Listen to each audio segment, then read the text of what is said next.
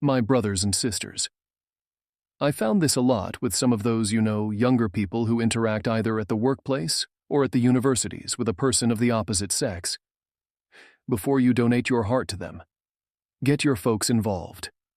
Before you donate your heart to someone, get your folks involved. What does that mean? Subhanallah. Let me explain. You see, the mind and the heart are the most powerful organs that you have. The minute you give someone control of those two, they can damage. You destroy you and really break you to pieces, shredded. So be careful. Be very careful. The heart and the mind. You don't give them to anyone besides Allah. Allah should hold that. And that's it. If a relationship is within what Allah wants, then inshallah, you will be happy within what Allah wants. You can give it. But there are young people at the age of 14, 16, 20.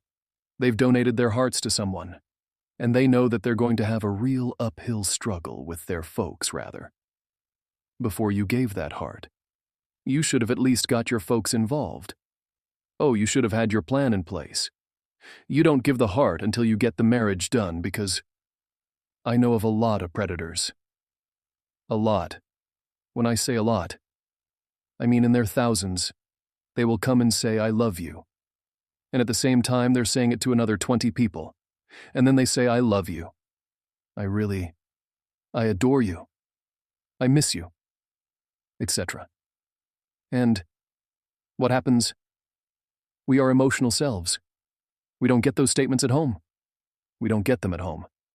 So when we hear it for the first time from someone new, something happened. Mashallah, tabarrak. Allah. And you start thinking, wow. Wow. And then they say it again. Wow. And then you start pouring your heart out and giving them details about your life. All this is wrong because you're not supposed to donate all of that before you get your folks involved. So it's a mistake. Because now they can hold you at ransom completely.